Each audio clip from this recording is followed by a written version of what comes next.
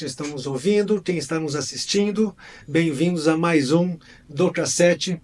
Hoje com uma convidada muito especial, uma jornalista sensacional que fugiu do mainstream para fazer o próprio mainstream na internet. Pelo menos é assim que eu e um monte de gente aprendeu a vê-la, a seguir e ver onde buscar a informação. Lia Crespo. E do meu lado, como sempre, para trazer informações que só ele tem, que ele não passa. Tá? Ele sabe, hoje o que mais sabe aqui depois da Lia é ele. Eu estou aqui hoje eu sou quase convidado aqui, eu sou o elemento surpresa. André Mello. André, faça as honras da casa. Gente, eu tô aqui com uma grande amiga minha que prova que internet não é essa selva, mas pode ser um jardim que a gente pode podar algumas plantas e descobrir algumas espécies raras. Aí a gente fez uma amizade que é muito doida, né, Lia? Assim como eu fiz com o Zé, né, que também acabou sendo seu amigo, né, o Zé que tá num dos nossos episódios. Eu tô assim, que é muito bacana que eu sempre fui um cara da imagem, né? Sempre rodando aqui com grandes redatores aqui, né? Com pessoas que fazem do texto uma arte. Ali é uma pessoa que vem do jornalismo, né? Do jornalismo tradicional, do papelzão e do jornalismo mais raiz que tem. E o mais icônico jornalismo, eu acho que original do Brasil, que foi o Notícias Populares. Né? Eu acho que quem é um pouquinho mais. Tá aí aos 40, já ouviu falar dele, né? Que era do Grupo Folhas, que é um jornalismo policial que precede todos esses caras tipo Ratinho, Alborguete, que faziam. Que trazia uma notícia com bom humor, uma linguagem, bom humor, linguagem coloquial e bem pontuada, sem partidarismo, sem lacração. Lembrava até um pouco, inclusive, um pouco de Monty Python, até algumas coisas eram sensacionais, né? Antes de abrir para ali, eu vou falar um detalhe. Uma vez eu estava indo trabalhar na Berrine, sofrendo já muito cedo para ir naquele lugar, sem sair de madrugada para trabalhar no Berrine, começando minha vida profissional.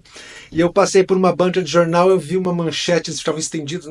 Eu parei o carro, a hora que caiu a ficha do que eu li, depois uns 20 metros eu parei o carro num lugar proibido, na Avenida Angélica, voltei correndo e comprei várias edições porque eu queria distribuir aquilo lá. E a manchete de Notícias Populares era: membro do clero penetra círculo militar. Era uma sensacional, era um grande furo jornalístico onde literalmente pegaram na rota, na Tobias Aguiar, pegaram um cabo, né, um padre penetrando um cabo. Aquilo foi uma notícia sensacional. Você para aqui. Eles inventaram o clickbait, né? Você para aqui e você fala, gente, antes de ter clique. Que é isso, né? Quer dizer, é isso. Como não comprar aquele jornal só para ler, né? Agora, isso era uma coisa muito irreverente, era muito bacana, era muito livre, não tinha mimimi, não tinha nada. Você vem de lá. É uma grande escola que foi para todo mundo. Sim, uma grande escola. Aonde está aquilo hoje? Acabou, né? Acabou. Eu acho que o Notícias Populares acabou quando saiu o que era o redator-chefe, que era meu professor, com o qual eu trabalhei, né? O Ibrahim Ramadan, né? Eu acho que depois que ele saiu, o Ibrahim Ramadan saiu, eles resolveram lá na Folha fazer toda uma remodelação no Notícias Populares, né? Botaram lá uns lacradores lá, e aí acabou o jornal. Chegou a ter lacração, né? Tipo, não chegou. Naquela época, qual é a data isso? Foi nos anos 90, né? Final dos anos 90? 90 e pouco, não sei se era lacração, mas ele já tinha esse pessoal politicamente correto, né? Esse pessoal modernoso, sabe? Que se envergonhava do Notícias Populares, né? Que eles queriam, sabe? O cara queria estar no Grupo Folhas, mas não queria estar no Notícias Populares. Queria transformar o Notícias Populares na Folha, sei lá o que eles queriam. Até hoje não entendi, acho que ninguém entendeu, né? Mas acabou o jornal, né? Acabou. Porque era assim, o Ibrahim, ele era um cara bem diferente mesmo. Ele foi meu professor na faculdade de jornalismo, na Casper Libero, né? Ah, esse Casper aqui. Eu sou uma casperiana e ele foi meu professor lá, o Ibrahim Ramadan. E aí, na ocasião, eu fiz depois que eu me formei, fiz um teste na Folha de São Paulo e passei. Não tinha cota É, naquela época, essas coisas, não, não tinha. o quê? Tinha esse negócio de cota na época? Não, não tinha. Aí eu passei, foi um concurso lá que eles fizeram, eu passei e ia trabalhar na Folha. A Folha, Era para ser na Folha. Folha. Era para ser na Folha. Mas aí, Mas na ocasião, deu lá eu até cheguei a conversar várias vezes com o Boris Casoy, né? E aí, como é que tá? A minha vaga, não sei o quê. Eu sei que no fim aconteceu alguma coisa lá. E ele falou: olha, na Folha não vai dar mais. Mas tem uma vaga no Notícias Populares. Se você quiser, o Ibrahim é o seu professor, foi seu professor. O Ibrahim disse que você pode trabalhar com ele e o lá. Boris falou: isso é uma vergonha. E aí, então eu falei, beleza, para mim tá beleza. Vamos no Notícias Populares. Eu não tinha experiência mesmo, né? Sim. Porque na faculdade você aprendia a escrever na Folha, como se fosse escrever para a Folha de São Paulo. Os títulos todos eram daquele jeito, tudo certinho, né? Como se fosse. Tinha estilo de jornal para jornal, é isso? Tinha estilo. E era aquele jornalismo. Bem segmentado, inclusive. Clássico, né? Aquela coisa, né? E foi assim que eu aprendi, fui treinada nisso na faculdade. Os professores lá, o professor de redação, o Emir Macedo Nogueira, era também da Folha de São Paulo. Ele fazia aquela coluna sobre português, ele escrevia, né? E ele era nosso professor de redação.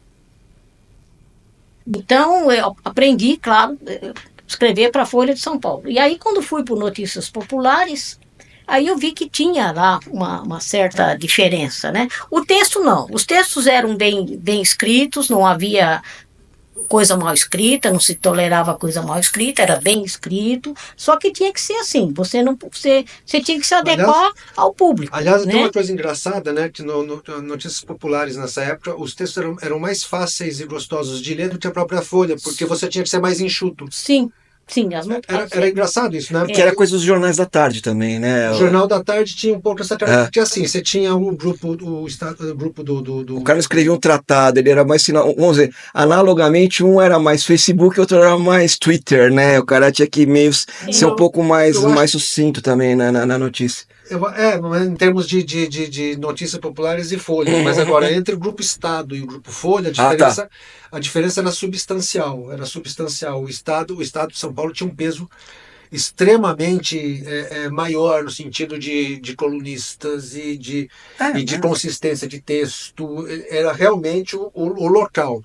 Quem levava muito nas costas a Folha de São Paulo, me corrija essa impressão como leitor, era o Paulo Francis. Ele que botou o nível, o sarrafo lá para cima, inclusive botou o sarrafo alto pro Estadão. Né? A Folha tentava ultrapassar ele, e eu lembro da principal chamada deles, a publicidade deles, eles botaram até uma sirene de ambulância, de polícia, que este país tem um alarme, né? Que eles eram a voz da resistência. Eles tinham o Estadão estava mais ligado ao regime militar, à direita, e eles libertários. E você tinha um respiro absurdo no Notícias Populares, né? Que era divertidíssimo, você falava, estou livre. É verdade, né? É verdade. E você estava livre também. O Agora representa, o Agora ainda está lá no Rio de Janeiro, ele representa ainda essa linguagem do Notícias Populares? Não, né? Nunca mais. Nunca mais teve nada parecido. O mais próximo de ser popular depois tinha alguma coisa aí tinha alguma coisa de porno chanchada, assim, tipo de mulheres. Todo dia na capa tinha uma mulher. Tinha uma mulher, né? Quase nua ali na capa. Quase nua? O editor escolhia todo dia lá uma moça. Eu ia falar quase vestida. Quase vestida, bem assim. Tinha isso, sim. Mas o que eu tive que aprender a fazer, diferente do que eu tinha sido treinado na faculdade para fazer, foi fazer os títulos no que Notícias. delícia. Os headlines, é isso? Porque eu era da editoria geral. Geral é o quê? É o que não é política, não é esporte, não é Segmentado. polícia, não é tudo que não é, você não tem onde enfiar, não sabe. É geral. É geral, né? Sensacional. Eu era da geral. É da geral, literalmente. E aí o meu chefe lá me passava as matérias, eu fazia e tal, e fazia os títulos, tudo na máquina de escrever, né? Eu escrevia numa Remington. Nossa, que leito engraçado. Tinha a lauda, né? Eu fiz aula de datilografia, eu aprendi numa Remington. Era muito divertido. Eu nunca aprendi datilografia. Você já foi na raça? E era na lauda, você tinha uma cola do lado ali, uma cola branca com um pincel, que você tinha que colar o título aí, né? E os títulos é tudo contadinho, né? Você tem que.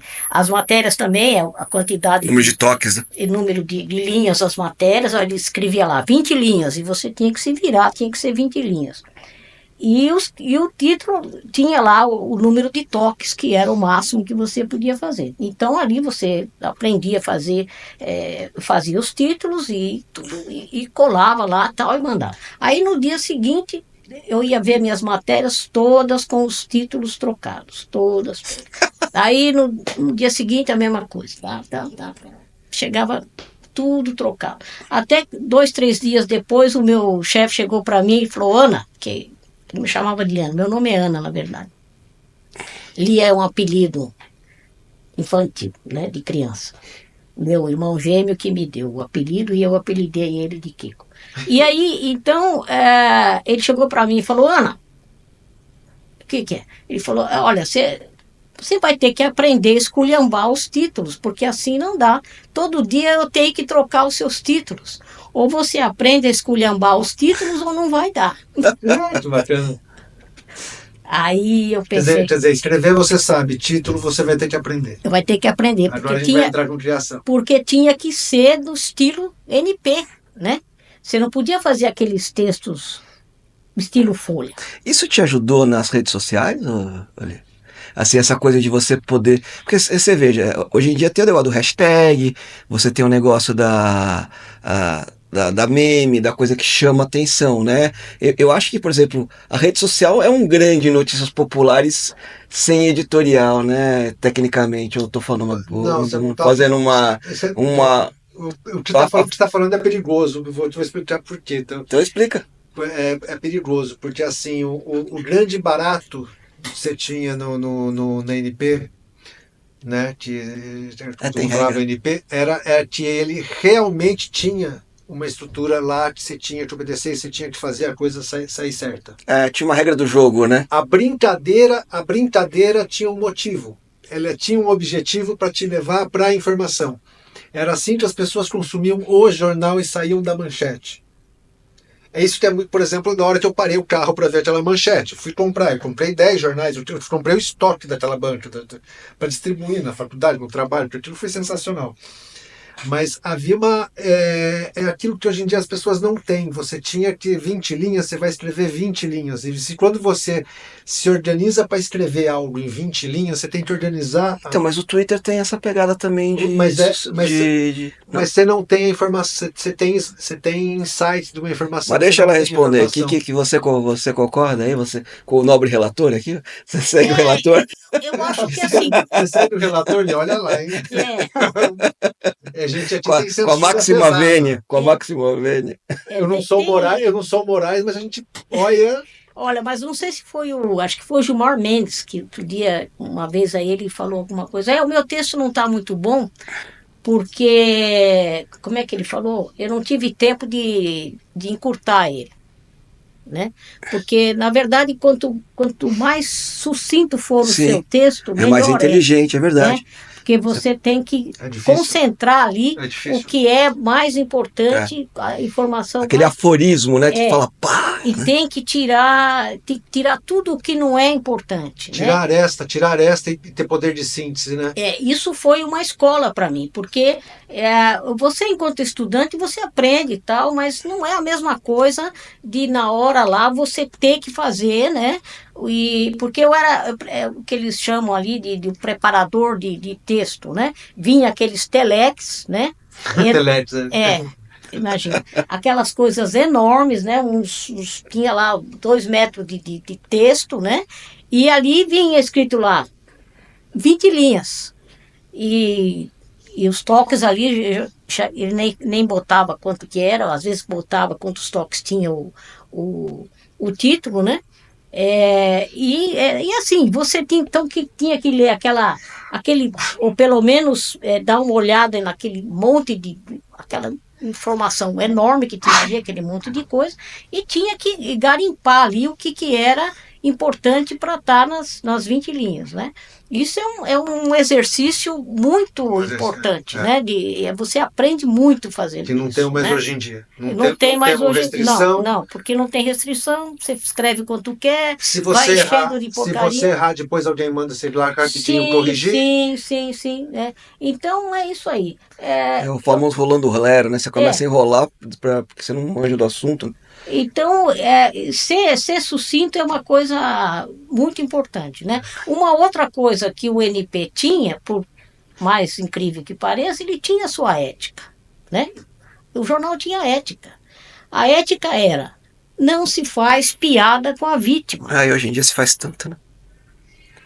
Não se faz piada com a vítima. O cara podia ser quem fosse. Olha, parece óbvio, né? Parece óbvio. E não é. E não é. Tá bagunçado a noção de vítima e réu. Então, hoje em dia você vê, porque você conheceu o NP e sabe que ali não se respeitava nada. Você viu esse título que você falou e o resto, as outras coisas malucas, Bebê Diabo e o Pelezão. Eu sou da época do Pelezão. O Pelezão apareceu lá na redação e eu estava lá. E aquelas coisas anárquicas, né? Mas tinha essa coisa, não se tirava a dignidade da vítima. Não, você faz gozação com todo mundo. Presidente da República, com o Papa, com quem você quiser. Menos com a vítima. Porque a vítima, a vítima, o parente da vítima era o nosso leitor, né? Olha só.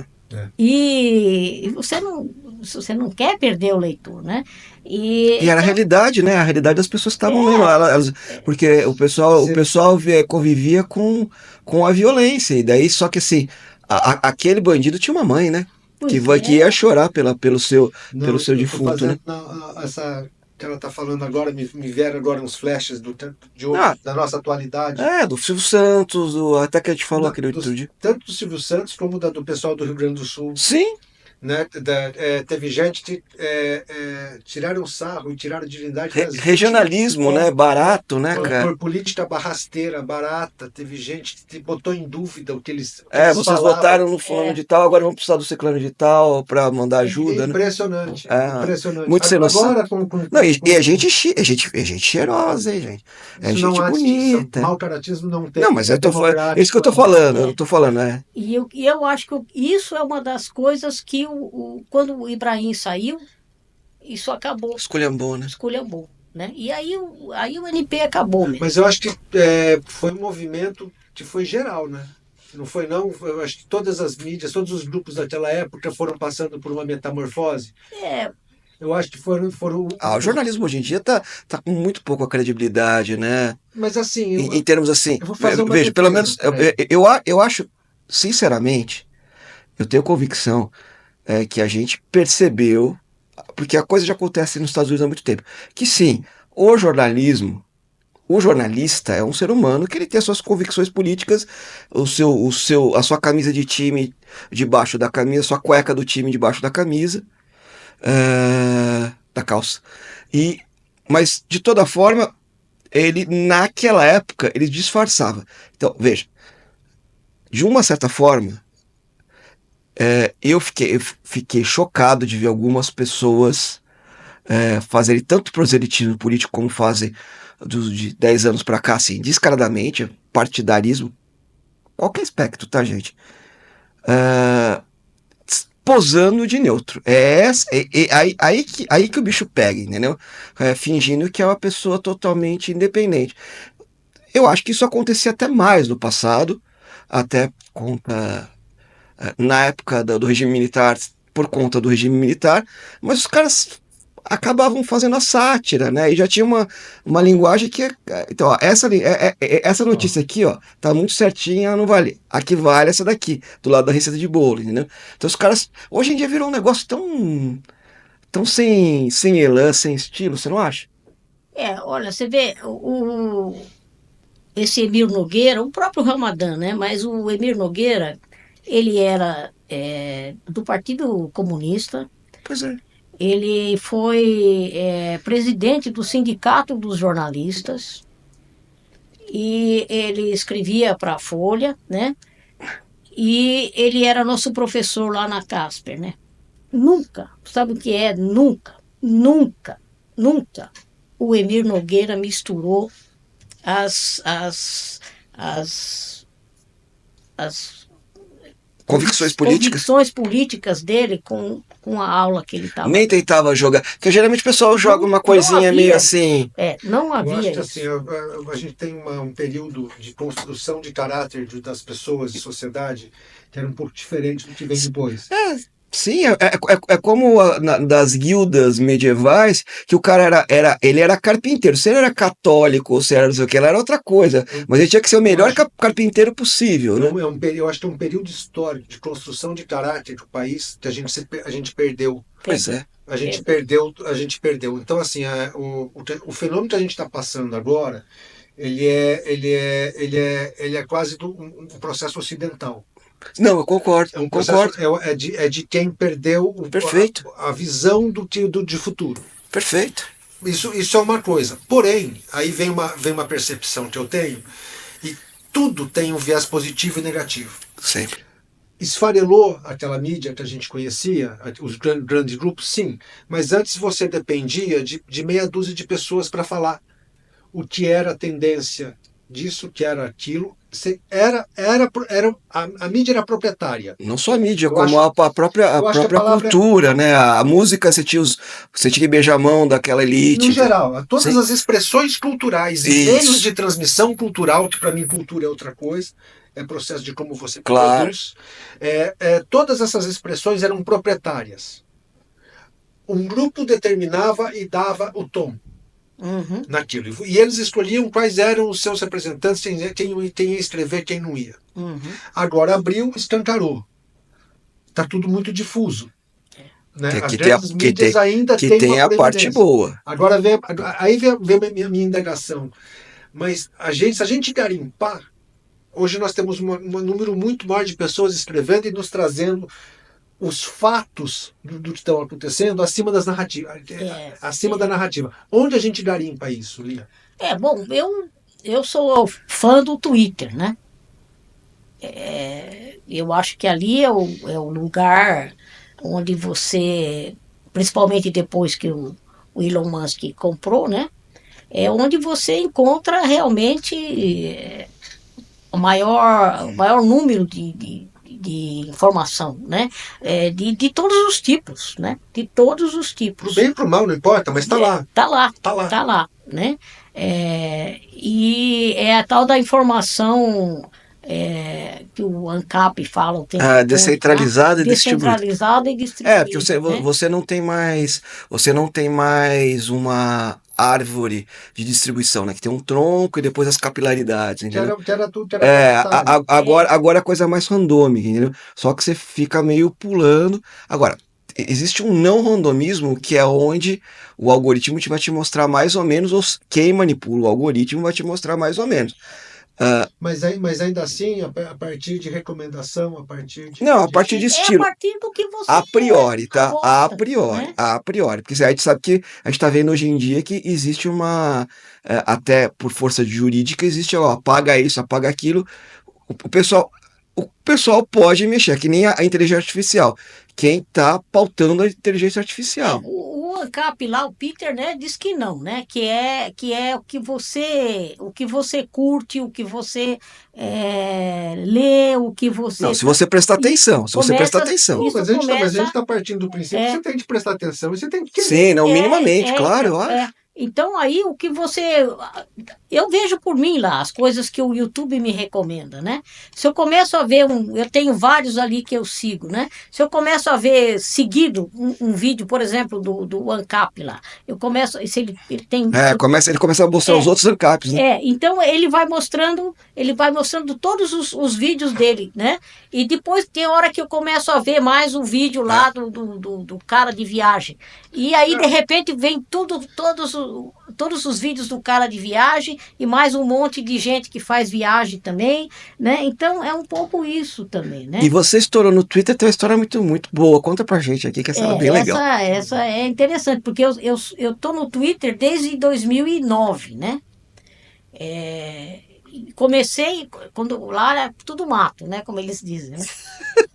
E a duras penas fui ali garimpando e tal, né? E tinha ali 1.000 e poucos seguidores, né? Porque eu não gosto de entrar em treta, né? Esse é o negócio. Para você ter bastante seguidor, o Twitter é treta você futebol começa clube. a entrar em treta, né? Você começa a entrar nos perfis que tem relevância, que o pessoal sempre gosta que tem aquelas coisas controversas, né? Se você entra lá e fala uma bobagem qualquer, aí tem um monte de gente que vai lá responder a sua bobagem, e aí quando você vai ver, você acaba tendo relevância também, acaba recebendo seguidores e tal, né? Mas eu não gosto de entrar em treta, né?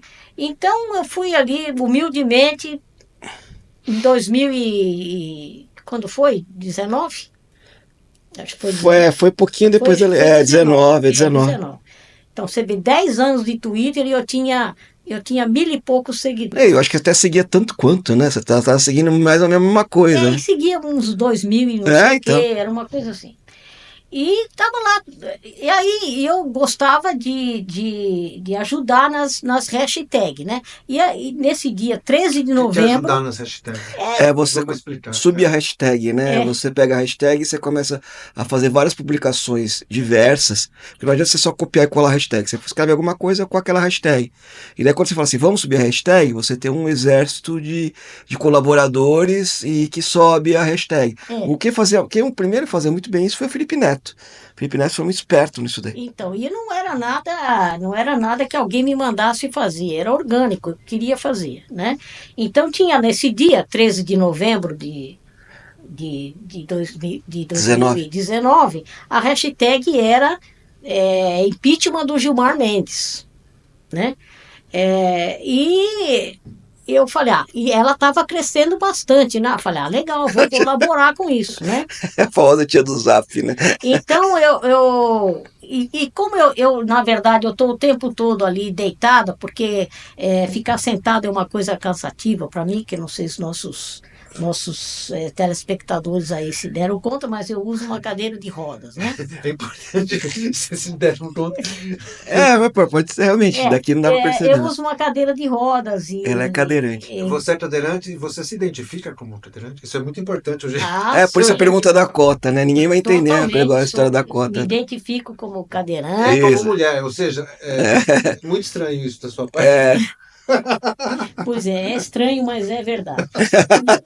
Então, eu sou uma mulher de 70 anos, né, que uso cadeira de rodas. E tenho deficiência desde que eu tinha 1 ano e 2 meses. Né? Então, eu sempre desde que me conheço por gente, me identifico como uma pessoa com deficiência.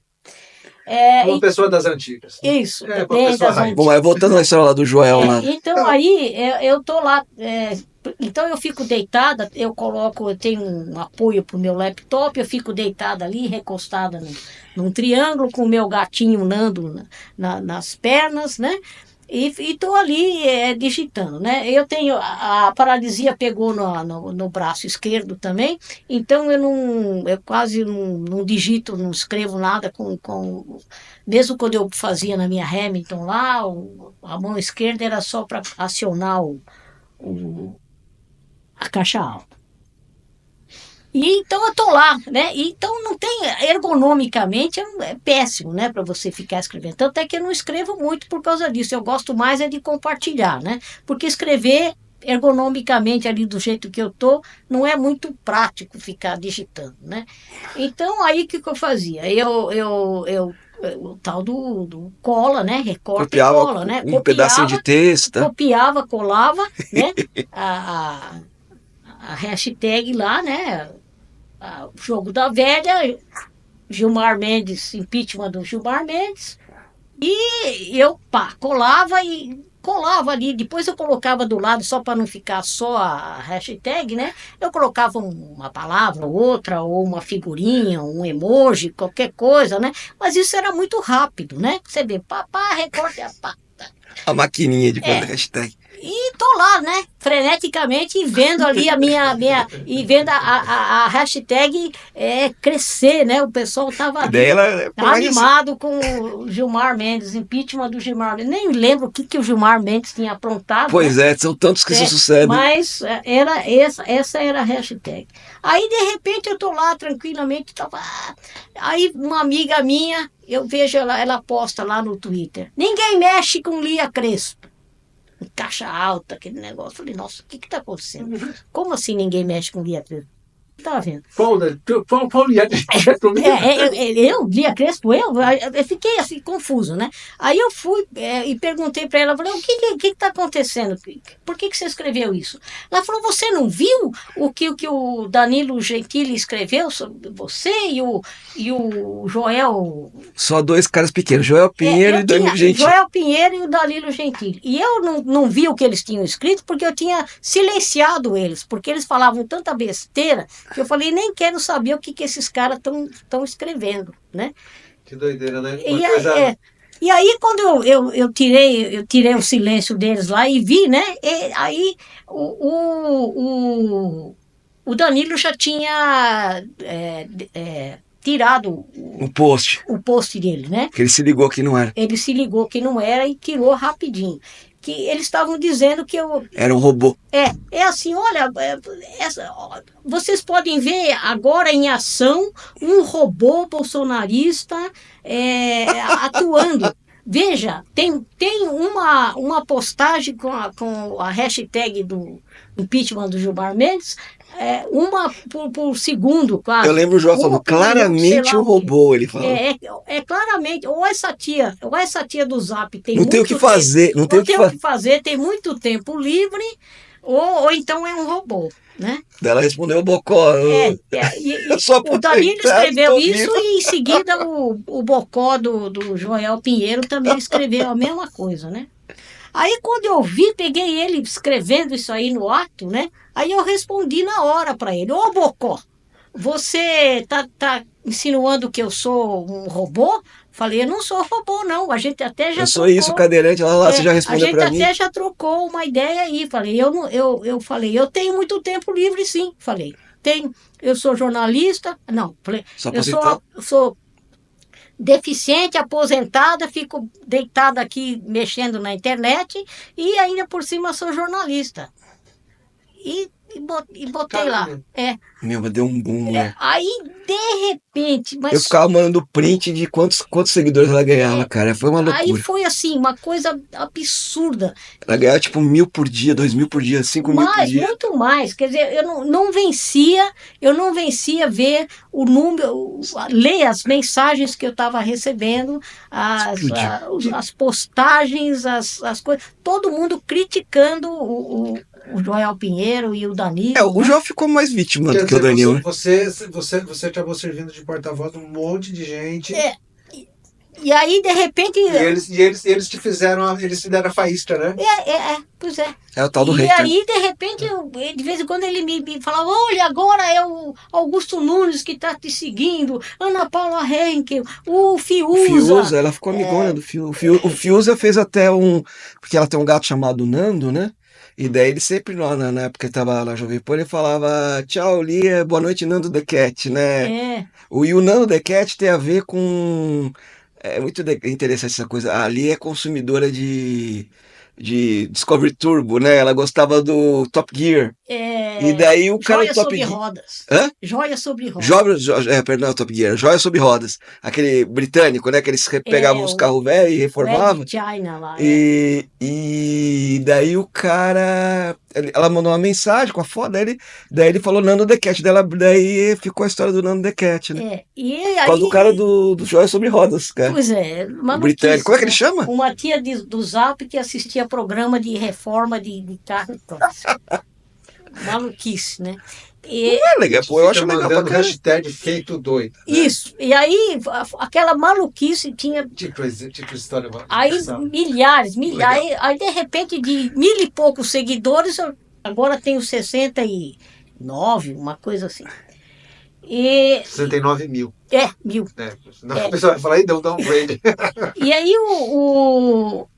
teve um deles lá, não me lembro quem, que falou assim, ó, você tem que fazer um vídeo, né? Tem que fazer um vídeo. Aí eu, não sei, tá, não, tem que fazer um vídeo. Aí eu falei, bom, então vou fazer um Já que o tema era o impeachment. e aí então eu fiz um videozinho e por acaso o Nando veio e sentou perto de mim, né? Então eu fiz uma brincadeirinha ali, aqui é a Lia Crespo, sou a tia do Zap, não sei o que, se apresentando para o trabalho. E esse aqui é o Nando, e o Nando me perguntou o que a gente vai fazer hoje, Lia. E eu respondi para ele, o que a gente faz todo dia, Nando, nós vamos derrubar o Gilmar Mendes. Sensacional. E daí esse vídeo bombou, cara. E aí, nossa! Não, e é uma coisa engraçada, né? Porque essa espontaneidade, é isso que as pessoas têm que entender, né? Que eu acho que a espontaneidade, você ter você tem que sempre ter uma pessoa íntegra. Se você entrar para fazer encenação, se você entrar para tentar fazer alguma coisa, uma cena, não dá certo. Não dá certo. É isso que é muito engraçado, né? É o acaso, Não, e o que eu acho que é é pior. tudo muito natural. Você E tem eu que acho- deixar fluir. Tem que deixar fluir. Então, né? mas eu acho que é o E pior. essa é a diferença da internet pro resto. Pro Então, resto, mas o fluir, pior é que é o né? seguinte: a imprensa tá tomando pau da internet. Inclusive diz. A imprensa proprietária, é engraçado isso, a imprensa proprietária A tradicional, a Está antiga, tentando- até os grandes meios de comunicação. Vamos, está tomando então. Veja, eu não tenho nada contra jornalismo, eu acho a produção ferrada, assim. O bom jornalismo, com a história da proteção de fontes, da Essencial. investigativa, é base da democracia. Só que é o seguinte: eles começaram a tomar pau das redes sociais, e agora, pouco que eu consigo assistir, principalmente do jornalismo fechado, de TV a cabo, que era o que eu consumia no passado, na época que a gente se conheceu, você percebe que o jeito que o pessoal tava. Então você vê uma apresentadora lá com o celular, como se fosse a Sônia Abrão lá, fala, nossa, a minha amiga aqui está mandando aqui do Planalto, que está acontecendo uma coisa que, entre aspas. Então, daí fica um treco tão artificial daí fica uma coisa amorfa. Você começa a ver que poucos caras, o antigo proprietário o Lara Mesquita, né?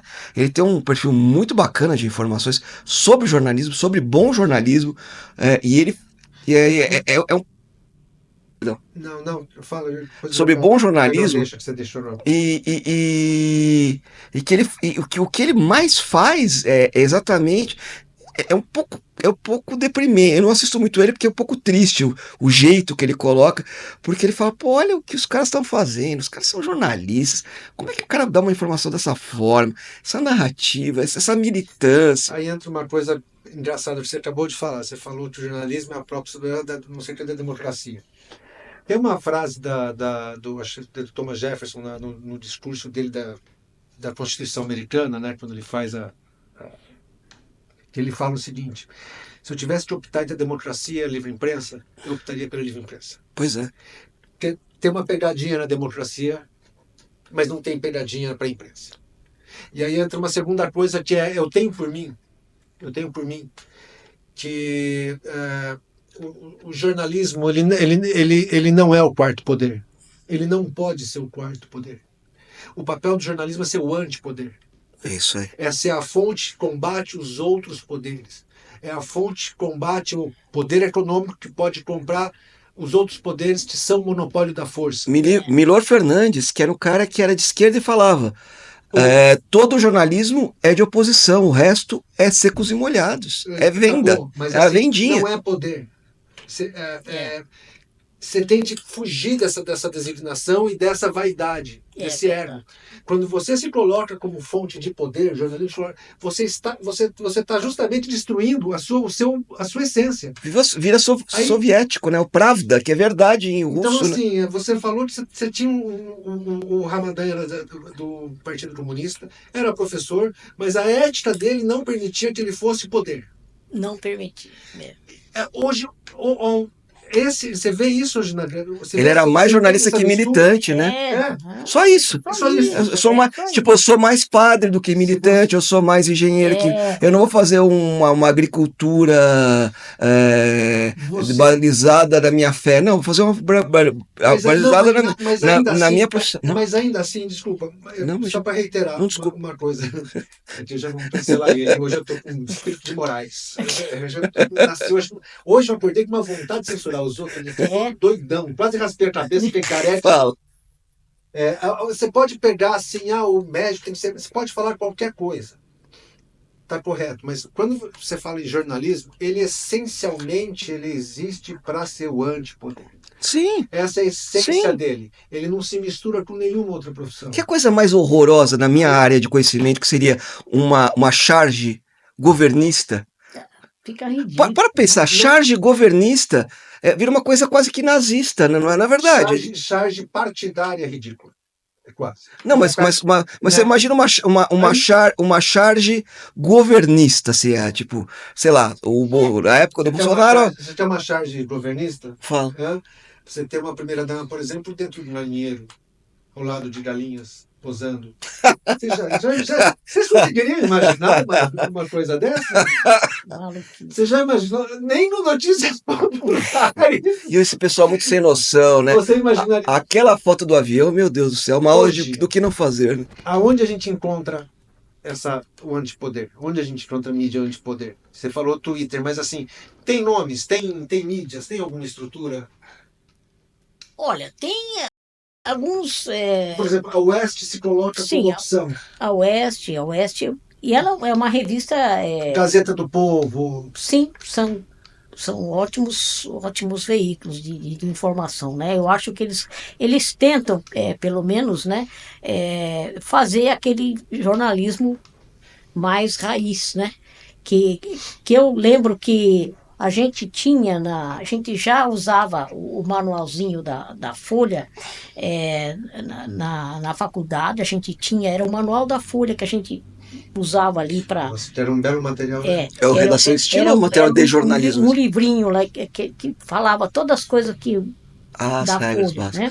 O jornalista tem que ser objetivo, tem que ser conciso, ele não pode se colocar na notícia, é uma série de coisas que se colocam na notícia. Que na verdade não são exequíveis, na verdade, né? Mas um objetivo a ser alcançado. Um horizonte, né? Um horizonte. Havia aquela... É um objetivo a ser... Mas você tem que ter ele. Tem que ter, mesmo que você saiba que você nunca vai alcançar, mas você mira. Não vai conseguir, né? Não é pouca coisa isso não, hein? E a gente, lá no Notícias Populares, a gente seguia o mesmo manualzinho da Folha. Então, o meu estava assim, se desfazendo quase. Porque todas as dúvidas que a gente tinha que olhar no manualzinho. Isso aqui, como é que eu resolvo isso? Tudo lá, estava no manualzinho da Folha, né? Quer dizer, então, e uma das coisas que... era isso, de você fazer jornalismo, de você tentar não ser um militante, né, enquanto estava exercendo a sua profissão, né? Aí, de repente, um dia eu vejo uma propaganda da Casper Liber, né? E eu fui ler ali o negócio, eles estavam convidando jovens a fazer jornalismo na Casper para que a sua voz seja ouvida. Para fazer a diferença na sociedade. Para fazer a diferença, para você ter a sua voz. O jornalismo... filosófico, crasso, né? É um erro de base. Eu fui treinada e educada e ali... para ouvir o outro. Tentar a paixão pela verdade, né? E para ouvir o outro. O negócio para ouvir o outro essencial. É o mais legal. Não era a minha opinião, era a opinião do outro. Você tem que entrevistar outra pessoa, né? Ainda mais que eu não era articulista, eu não estava ali dando a minha opinião, era realmente fazer, passar a notícia, o que o outro acha, o fato que aconteceu, como ele aconteceu, né? Esse tipo de coisa. E aí, de repente, eu vejo essa propaganda da Casper. Falei, nossa, mas quando foi que isso virou assim, né? Quando eu não me formei para ter a minha voz, né? Para dizer o que eu quero, o que eu Mas acho. você imagina de pessoas que Não formam. E você imagina a um quantidade. reality show, Olha, uma brincadeira onde você vai expor Não, você e sua verdade. não só isso, gente. é, Imagina assim, olha. então eu falei, A gente olha, está falando de realmente foi jornalismo, de tudo combinado. meios, né? Os meios tradicionais. Você imagina se cada jornalista disputasse, cada jornalista formado só pela Casper, quantos que ela formou?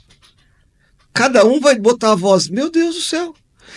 A não ser que a Casper já tivesse doutrinando os caras por uma linha. Ou às vezes nem sei se é doutrinar exatamente, porque entrou todo mundo numa maçaroca de todo mundo, parece que você tem agora de. Primeiro Mudar o mundo. começa um erro, eu acho, de divisão de mundo, que é hoje em dia você nasce para ser feliz. Começa com essa Ah, brincadeira. ah. Você começa com essa brincadeira. Isso. A vida é buscar a felicidade como se a vida fosse sempre uma festa, uma rave constante, com um pôr do sol maravilhoso. Uhum. Eu mereço. I deserve. Começa com uma inversão, ou seja, e tem um livro que eu gosto muito, se não me engano, é do Gilles Lipovetsky, eu acho que é dele, chama Crepúsculo do Dever. Ninguém mais tem dever. Ninguém mais tem dever. Você não tem um dever para sua família, para seus amigos, para sua sociedade, Fuja para da sua rotina. comunidade. Você não Como tem. se a rotina fosse ruim, né? Não, A não é priori. nem questão de rotina, é um dever social, um dever comunitário. É você ter capacidade de fazer o bem coletivo de alguma forma. É você fazer Ou um bem individual que que se reflete. crepúsculo do dever. Você não tem Pois é. mais, então sobrou quem? Você se realizar. É, Hã? sobrou só isso. A nossa Constituição tem essa coisa. A nossa Constituição tem muito. A Constituição de 88 só né? tem direitos e deveres. Nada, dever nada. Você veja, olha, eu sou uma jurássica do movimento de pessoas com deficiência, né? Jurássico, porque desde o início, desde as primeiras reuniões, né? Nós somos que nem dinossauros, né? Estamos morrendo que nem moscas aí e somos realmente uma raça em extinção, né? E o que nós reivindicávamos ali no começo do movimento, no começo dos anos, final dos 79, 1980, os anos 80, era, primeiro, a gente queria ser visto, né? Porque a gente estava invisível na sociedade. A sociedade não percebia que existia pessoas com deficiência, né? Então queríamos ter a nossa visibilidade, queríamos ter a nossa existência, né? Que passava desapercebida. E uma coisa que a gente queria, então, era ter os nossos direitos reconhecidos, né? Mas nós sempre colocávamos isso, né? Nossos direitos e deveres. Porque havia duas maneiras de se ver as pessoas com deficiência. E ainda é assim, né? De certa forma. Uma, ou você é coitadinho, digno de pena, você não precisa fazer nada, porque você é um coitadinho e as coisas vão ser feitas por você. Né? Então você não tem deveres e também praticamente não tem direito, porque é um coitadinho. Ou então você é um super-herói, né? O super-herói, que é o deficiente que consegue tudo, aquele que vence todos os obstáculos, né? É um super-herói. E esse aí também, como um super-herói, também não vai ter deveres, nem de... Ele está acima de tudo isso, é um super-herói. Está nos dois extremos, né? Os dois extremos. Não está no padrão social de nenhuma forma. Isso é a visão, né? A imagem que se tem. Exclui, né? Das duas pontas, por que pareça. Só que, evidentemente, as pessoas estão no meio disso, né? Nem coitadinhos, nem super-heróis. Essa coisa mas nós fazíamos questão, né, de dizer, olha, queremos ser parte da sociedade, queremos ter os nossos direitos e os nossos deveres, queremos ser ter parte na sociedade, usávamos a palavra inclusão na ocasião, porque não era moda, não era ainda isso, né? Mas era isso, queríamos estar dentro, né? Queríamos ter direitos e deveres. Hoje em dia, se você for perguntar para alguém mais novo, deficiente, que está aí no Facebook ou sei lá onde, reivindicando direitos, né? Ele não vai falar em deveres. Não vai falar em deveres, ele só vai falar em direitos, né? Você vê, nós começamos, os jurássicos falavam de direitos e deveres, mas esses os novatos aí já não vão falar mais de deveres, né?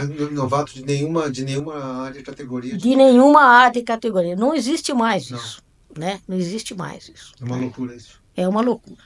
Então, é uma coisa que você percebe que está havendo um desmoronamento.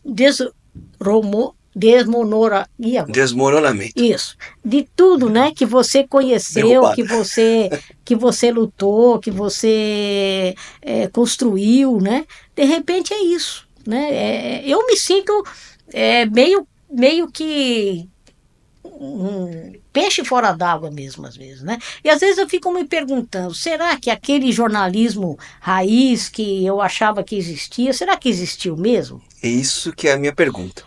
Por exemplo, essa coisa toda lá dos Estados Unidos, o tal do laptop do Hunter Biden, que eles simplesmente, a mídia lá toda fez de conta que aquilo não existia, né? Eles não noticiaram, fizeram de conta que não existia, né? E eu fico perguntando, mas será que se o próprio o jornal lá, por exemplo, eu lembro do Nixon, né? Toda aquela coisa que todos os homens do presidente, todos os homens filme. eu idolatrava aqueles jornalistas. O New York Post, né? Eu tinha o livro, né? Todos os homens do presidente, era aquela coisa, mas eu fico me perguntando, será que se o Nixon fosse um democrata, será que eles teriam feito tudo o que eles fizeram? Tem aquele famoso filme do Cidadão Kane, né? Que tem o Murdoch, né? Que parodiava ele. Que no filme Cidadão Kane ele é um barão dos meios de comunicação. Agora a gente tem aquela série, o Succession. Você assistiu? Não. Que é basicamente é meio baseado, eles se inspiram um pouco no Murdoch. Então perde o Succession, o patriarca, o dono. É o Murdoch, né? O Murdoch que era o barão das comunicações da década de 40 e 50, não é isso? Não, agora o australiano. O australiano. O australiano agora, que pegou tudo, né? Esse que você está falando é o Hearst. Isso, eu confundi. Perdão, pessoas. E aí ele mostra os filhos dele para fazer a sucessão, né? Ele vai fazer a passagem, os filhos são verdadeiros loucos, imbecis, malucos, alucinados, tudo que você pode imaginar. E eles volta e meia tem reunião, tem coisas, eles seguem em vários helicópteros, a família, todo mundo à corte. Caravana das Valquírias. Não, é sensacional, uma série fora de qualquer padrão, assim, é genial a série, vale muito a pena. Vou ver. Mas assim, o que eles colocam tem uma máquina de poder de fazer presidente, onde todo mundo, Sim. Onde eles se colocaram, um negócio mídia de sobrevivência de mídia. Sim. Colocam eles diretamente como uma fonte de poder. E quando ele se entra como fonte de poder, tudo vai girar em torno disso. Sim. Você não perde os jornalistas raiz. Você sabe que mas num nível de decisão, de tomada de decisão dos negócios, quem vai ser direcionado é a busca pelo poder e fazer o presidente. Né? Eu acho assim, esse é um drama que a gente vive. Né? Quando você vê hoje em dia misturar mídia com Disney e não acaba, você começa a ver, você fala, peraí, onde é que está uma coisa com a outra? Teve um cara que se afastou. Mas o jornalista, aquela pessoa que vai e rompe, existe. Teve um cara que se afastou recentemente, que é seu amigo, que é o Fiuza. O Fiuza é um cara que ficou muito convicto. Ele teve uma posição meio estranha, eu digo assim, diferente em termos do mainstream. Ele bateu, né, na questão de vacinação obrigatória, etc. Foi cancelado, né? E tá voltando agora. É um cara que é um excelente romancista, né? Até se correspondiam bastante. Mas tem um cara que eu vou te perguntar que é um cara que dói um pouquinho mais em mim, eu acho que vai doer em você. É um cara que tá se provando jornalista. É o Verdevaldo, é o Greenwald. Ele é o cara, tipo, tem informação, ele soltou. Tanto é Eu acho que ele tem. sempre foi. Ele Não, nunca porque deixou na de verdade ele é ser, até né? Eu acusado acho. de ter defendido o supremacista, né? Ele tem uma história, ele é meio macaco com a Eu metralhadora, né? acho que o problema, umas coisas que ele acabou se perdendo foi porque misturou vida pessoal com um monte de coisa. Com a história do menino aqui, E né? quando mistura vida pessoal com profissional, eu acho que em qualquer profissão a coisa Não dá não vai certo. terminar bem. Não vai terminar. Mas o que ele fez, ele mostrou bastante independência, ou não? Assim, seria um exemplo hoje em dia? Não sei, porque eu também não gosto dele, tá? Mas Tecnicamente. você pega a Lasco, né, que eu tenho uma série em relação a algumas opiniões dela e postura dela, não são não estão muito no que eu considero válido para mim. Tá. No entanto, eu respeito ela em relação a um monte de coisa, Madeleine Lasco. Por exemplo, quando teve o afastamento do pessoal da Jovem Pan, ela foi a única de lá, e falou, gente, isso não pode acontecer. E são pessoas que eu não gosto, que eu não curto, que eu não sinto, mas assim, isso não pode acontecer esse tipo de perseguição, até por instinto de sobrevivência. Pois é. Mas Né? a imprensa comemorou, por exemplo, o cancelamento do Monark por uma frase mal colocada. Foi errada a frase que ele fez, mas não era para cancelar o cara para sempre. Teve gente que falou coisa muito pior. Não, Inclusive o William Vac, por exemplo. aí a gente está entrando nessa coisa marrom, essa coisa de perseguição, Não a é, gente está meio perdido. não é. Mas aí eu sempre volto e olho para ali e penso, né? E se ela não responder, eu vou perguntar para o Nando, vou ver se ele me ajuda. Aonde? Que fontes mais? O Onde a que, que você gente. acha do Greenwald, por exemplo? É, Que fonte? Para não perder a minha pergunta, que você rouba a minha pergunta. É o Maldito. Verdevaldo. O Verdevaldo é uma incógnita, né? É uma incógnita. Porque eu acho que ele está se comportando como um jornalista, né? Sem dúvida está, tá, né? eu acho também. Ele está tendo uma atuação bem digna, né? E eu acho que ele é uma boa fonte de informação, né? Eu ainda fico com o pé atrás dele, eu não sei, não consigo, tem uma Não, ele coisinha tem ali. aquela questão da relação que ele tinha um cara que era político aqui Não, no, o no problema Brasil dele que morreu. nem é Mas esse, sabe o né? que eu acho legal do Greenwald? Desculpa te interromper, mas para vocês pensarem um pouquinho. O Greenwald é exatamente aquela história do teste duplo cego da indústria farmacêutica. Você dá um placebo e dá um remédio. Então, experiência empírica. O que acontece? É a mesma fonte, dando uma notícia muito parecida sobre o judiciário, de um aspecto e de outro. Olha a reação da imprensa de um lado e olha a reação da imprensa do outro, né? Com muito menos do que ele falou da história da Vaza Jato, que veja, realmente a Vaza Jato realmente foi um negócio de os caras batendo papo, não tem nada muito importante lá, mas não é saudável as partes se conversarem a priori. Mas o que está acontecendo agora é uma espécie de pesadelo do devido processo legal, porque primeiro, O que está deveria acontecendo ser. agora é uma invasão de poderes, é ilegal. Não, é uma O que está loucura. Não, acontecendo agora são não, ilegalidades. ilegalidade. E como é que a imprensa. No mais alto grau E da veja uma instância da notícia. justiça, E onde veja você uma não tem notícia. lugar acima para recorrer. Não tem. Nós não temos onde recorrer acima disso. Então, assim, nós vamos Sim, depender do Senado ou de um movimento não, radical mas deixa. que deu uma queda. Não, mas não é só isso. Estamos roubados. Nós estamos roubados. Nós estamos roubados por quem? Por quem deveria nos E proteger. não é só isso. Voltando à questão da imprensa, a imprensa ela noticia uma coisa dessa magnitude com eufemismos. Fora do rito. Como assim fora do rito, cara pálida? É ilegal. É ilegal. Primeiro que ele é o juiz, ele é a vítima, ele é a promotoria, ele não foi sorteado, lembra? A causa da impessoalidade.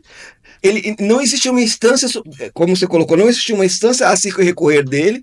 Veja, no caso lá da Lava Jato, tiveram 3 instâncias, 12 juízes, inclusive os próprios juízes do sistema, do Supremo, que corroboraram.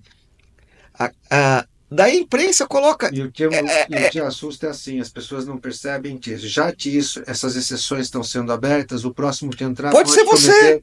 pode cometer as mesmas exceções. Pode ser você. Como você está criando exceção em cima de exceção, você pode criar um regime de exceção.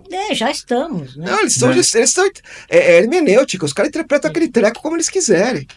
Eu acho assim, o meu problema com o Verdevaldo nem é ele ter feito aquelas matérias, porque eu acho que ele, enquanto jornalista, ele tinha o direito de fazer e ninguém tinha o direito de proibir ele de fazer. Então, eu acho que ele foi correto, ele tinha que fazer. Se o material chegou na mão dele e fosse lá o que fosse, ele, enquanto jornalista, ele tinha o direito de fazer e ele fez. Esse nunca foi o meu problema, né? Eu só acho que é o viés que ele tinha partidário mesmo, que ele ainda tem. Não, né? ele foi fazer entrevista junto com a Mônica Berga. Ele é um cara de esquerda, né? Ele foi defendendo. E ele tem esse viés dele e esse viés transparece. De alguma acho que ele maneira, esconde está isso. sempre aí. Está né? sempre assim, é muito claro isso, né? Isso não tem como esconder. Tá aí o viés. Eu acho que é até engraçado, né? Porque ele tem uma vocação, a vocação dele de jornalística sempre grita. Né? E parece que grita até para compensar algo que puxa ele para trás. Engraçado isso? É engraçado. Como era a questão do Assange no Wikileaks, Wikileaks, paradoxal, né? É paradoxal. Isso transmite para mim sempre uma desconfiança em relação ao que Esse ele é faz. o problema. Esse é meu problema com o E Verdevaldo. eu gosto e assim, eu tendo a gostar dele, do que ele faz. Eu também. É esquisito isso, é uma sensação. Esquisito. É a mesma coisa. Mas é a carência. Olha, jeito mesmo. Sabe que tem uma frase que é famosa: pra quem tá morrendo afogado, jacaré é tronco. A gente tá tão carente de um puta jornalista, sabe, um cara foda, assim, a gente tinha uns caras foda que a gente fala, mas esse cara é foda. Você tá com essa falta em relação ao mainstream, a grande isso, a algo de impacte. Porque eu acho assim, a gente já tem esse monte de sim. Sim. A questão é onde é que a gente vai, onde vai se conseguir, nesse monte de fluxo, agrupar eles a tal ponto de se criar em nós. Porque hoje em dia é engraçado isso, né? Essa fluidez que a tecnologia cria, se a gente não criar nós ou pontos de hubs onde as pessoas se conectem, seja através de jornais tipo a revista tipo Oeste, o jornal Gazeta do Povo, ou mesmo esse não Brasil tá Paralelo, a nichar isso daí, virar uma bolinha? Não acho. Não. O mesmo Brasil Paralelo, não. Eu acho que há uma tendência. Se você pegar 3 anos atrás, a gente não estaria falando sobre isso. Se a gente pegar 10 anos atrás, a conversa seria ainda mais maluca. Se a gente pegar há 20 anos atrás, nossa, a grande mídia está caindo, vai cair? A gente Olha, você não vai me acreditar, mas eu comecei a escrever no Twitter, né? Porque o Augusto Nunes, o próprio Fiuza e não me lembro se o Guzzo também, mas eles ainda se referiam à mídia padrão aí como grande mídia. Sempre era assim, não, porque na grande mídia, não sei o quê, e eles evitavam de criticar os colegas, né? Eles ainda tinham esse pequeno ranço. Não cuspir no prato que comeu, né? Isso, essa coisa. Tinha sempre isso aí, né? E eu, cada vez que via um deles escrever isso no Twitter, eu escrevia, olha, não use grande mídia, porque de grande eles já não têm mais nada. Não tem mais nada. Eles não têm mais nada, não tem mais leitores, não tem mais qualidade, não tem mais isenção, não tem mais... Não é nem big nem great, né? Não, e se você for para portal, se você for falar em portal, você pega um portal tipo o UOL, que é onde todo mundo é porta de entrada, a apelação, a colocação de temas absolutamente privados e íntimos, e pautas absolutamente privadas, íntimas, que não deveriam nunca estar sendo Nunca, discutidos em nunca. situação pública. Aham, É uma apelação, você fala, pô, porno chanchada é fraco. é fraco. Perto da pornografia, verdade. erotismo, tinha um portal tá colocando.